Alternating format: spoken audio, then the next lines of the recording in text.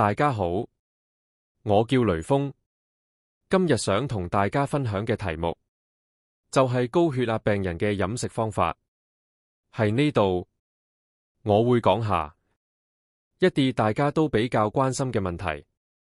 未開始講之前，請大家幫忙點讚同撳埋免費訂閱嘅鐘仔，呢啲就係對我繼續製作影片最大嘅支持。多謝大家。首先我要講講高血壓病人要盡量減少去食嘅食物。加工類食品好似係臘腸、香腸、火腿、午餐肉等罐頭食品，呢啲食品其實鈉含量很高，而且成人每日鈉攝取量不可多於2000毫升，否則攝取過多嘅鹽將容易使水分停留在人體中，造成水腫、血液量上升、血壓升高等情況。其次要注意係高脂肪、高膽固醇食品，包括鴨蛋、五花肉、排骨肉、肥豬肉、豬腰、豬肝、羊腿、動物油，例如係生豬油。呢啲食品含脂肪高，雖然係高蛋白，但相對嘅飽和脂肪酸含量確實好高，容易造成血液中血脂過高，誘發冠心病。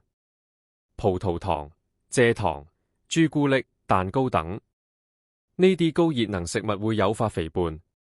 肥胖人嘅高血壓發病率比正常體重嘅高，而一般高血壓病患者多合併有超重或肥胖，所以高血壓病患者飲食上應限制高熱能嘅食物。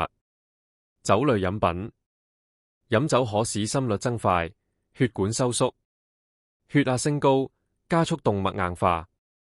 大量長期飲酒更易誘發動脈硬化，加重高血壓。因此高血壓病患者最好可以戒酒。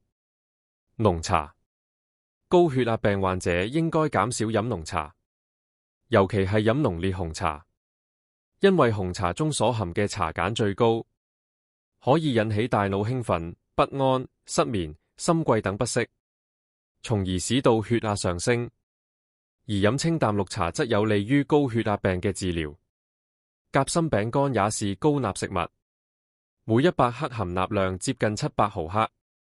由於夾心餅乾屬於加工食品，製作過程中會加入大量蓬鬆劑、香精和色素，呢啲添加物也含有鈉，因此不宜過量食用。白麵包也是高鈉食物，每100克白麵包含有440毫克鈉。如果再加上花生醬、果醬，兩片厚麵包嘅鈉含量可能超過1000毫克，所以白包應盡量少啲食。辣嘅食物會使到大便乾燥難排，容易導致大便秘結。高血壓患者排便時會使腹壓升高，血壓上升，誘發腦出血，所以高血壓患者應減少食辣嘅食物。豬肉乾同埋牛肉乾雖然係方便嘅蛋白小食，但為咗保存並增強風味，肉乾中的鹽其實很多嘅，所以都係少食為妙。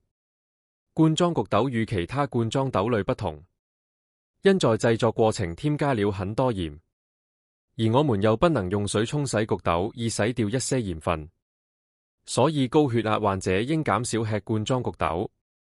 其次，咖啡因的攝入也需要謹慎。研究顯示，過量的咖啡因可能會導致血壓短暫上升。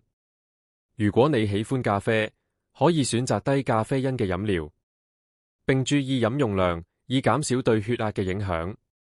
另外，想預防高血壓，平日應該多吃富含鉀嘅食物。膳食營養素參考攝取量指示，每日應攝取鉀達2500至2800毫克。建議食物：番茄、菠菜、地瓜葉、香蕉、奇異果、桃子、香瓜等。高血壓患者也應該食足夠含鎂嘅食物。鎂是維持人體生命活動嘅必須元素，具有調節神經和肌肉活動。此外，鎂也是高血壓、高膽固醇、高血糖嘅剋星，有助於防治中風、冠心病和糖尿病。多吃深色綠葉蔬菜、豆類、全穀類。適量進食果仁等皆能幫助攝取足夠嘅鎂。依據建議，我們每天應攝取320至380毫克嘅鎂。建議食物：深綠色蔬菜、南瓜、豆類、種子、魚類。低脂奶製品為優質蛋白質，富含豐富嘅鈣，有助於降低血壓、強健骨骼。建議每天攝取2杯低脂奶類，一杯大約等於240cc，或2份芝士片、酸奶等低脂乳製品。高血壓患者也要吃富含膳食纖維嘅食物，因為膳食纖維能幫助膽固醇、鈉嘅排除，延緩糖類在腸道嘅吸收，調節血液中胰島素嘅濃度在正常範圍，避免高血糖與高血膽固醇造成血管提前硬化，降低血管發生粥狀硬化嘅風險。而蔬果當中嘅大量纖維素是最常見嘅膳食纖維來源。根據建議，每天應攝取膳食纖維量達25至35公克。建議食物：蔬菜、水果、全穀根莖類，例如係燕麥、黑木耳、白蘿蔔、地瓜等。用好油，吃堅果。堅果和植物油富含不飽和脂肪酸、維生素 E 等營養素，有助於降低血壓和膽固醇，保護心血管健康。每天攝取1湯匙不含殼重約10克嘅堅果類，如核桃、腰果、南瓜子、土豆等，並在烹飪時使用葵花籽油、橄欖油、芥花油等植物油，以取代豬油、牛油等動物油。我今日嘅分享就講到呢度，多謝大家嘅收睇，拜拜。